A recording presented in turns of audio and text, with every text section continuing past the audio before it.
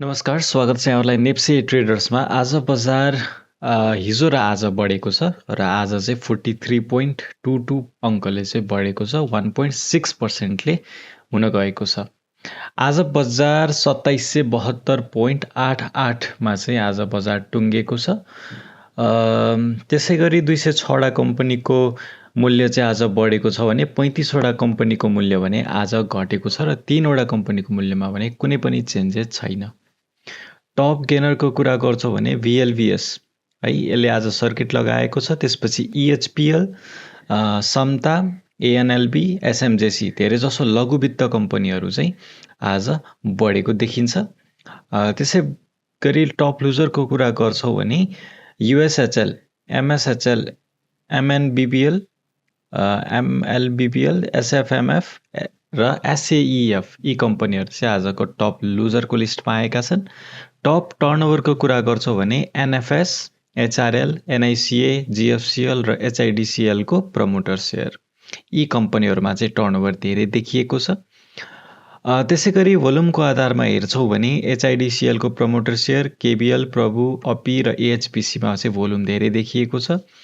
Transaction wise हेर्छौँ भने HRL, KBL, अपी र प्रभु अनि अपर यी कम्पनीहरूमा किन बेच धेरै भएको देखिन्छ। आजको टोटल टर्नओभर 5.66 अर्बको हुन गएको छ। अब त्यसै गरी हामी नेप्से सब इन्डेक्सको कुरा गर्छौँ भने ब्याङ्किङ इन्डेक्स आज 1.98%ले बढेको छ।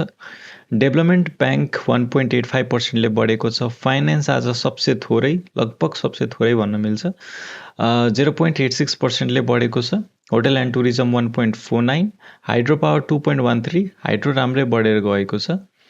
इन्भेस्टमेन्ट 0.69%ले बढेको छ। लाइफ इन्सुरेन्स 1.8%ले बढेको छ। म्यानुफ्याक्चरिङ 1.36%ले बढेको छ।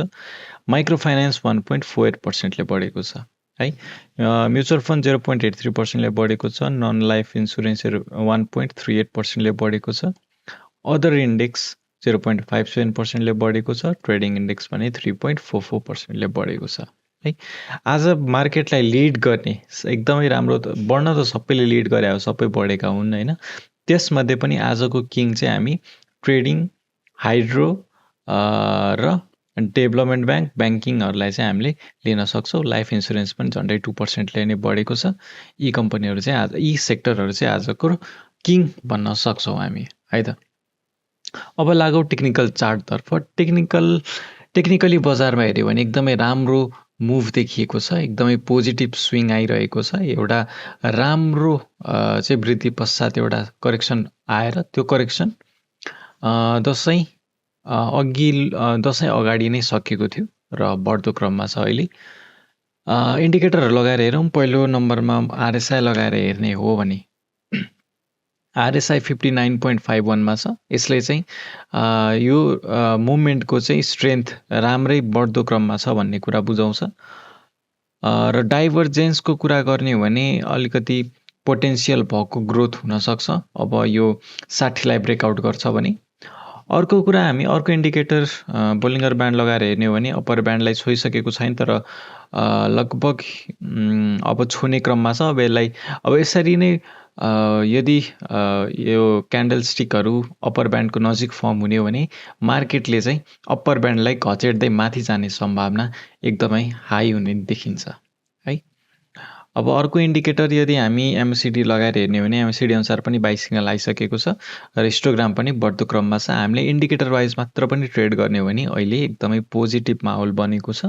तपाईँले इन्डिकेटर मात्र हेरेर पनि लगानी गर्नुभयो भने तपाईँले राम्रो प्रफिट चाहिँ यो पालिको बुलमा कमाउन सक्नुहुन्छ। अहिले हिजो आज चाहिँ खरिदको लागि एकदमै सुनौलो अवसर थियो। आशा छ भोलि पनि यो अवसर तपाईँहरूले पाउनुहुनेछ र यसै गरी तपाईँहरूले खरिद गर्दै गर्न सक्नुहुन्छ। अहिले लगानी गर्न डराउनु पर्ने स्थिति त्यस्तो केही पनि छैन। ब्याज दरहरू पनि घट्दो क्रममा छ। अब NFS को कुरा गरौँ है। NFSमा आज एकदमै धेरै टर्नओभर पनि आएको छ। रिजन के हुनसक्छ हामी एकछिन छलफल गरौँ। ओके, सो NFSमा अलिकति प्रफिट बुकिङ देखिएको छ। अब ठुलै लगानीकर्ताहरूले गरेको हो कि होइन भन्ने कुरा चाहिँ अब हामीले भोल्युमले हेर्न सक्थ्यौँ, तर भोल्युम चाहिँ हिजोको भन्दा धेरै र अलिकति एनएफएस अलिकति घटेको छ, घट्न चाहिँ, र भोल्युम चाहिँ हिजोको कम्पेयरमा धेरै नै आएको छ है। यसले चाहिँ अलिकति स्ट्रेन्थ कम हुँदै गएको जनाउँछ र आरएसआई पनि घटेर 49.04 मा आएको छ। हिजोको चाहिँ 49.28 मा थियो। धेरै नकारात्मक छैन, सकारात्मक नै हुनसक्छ र किन्नको लागि पनि राम्रै अवसर दिएको थियो। लगभग 1430 मा चाहिँ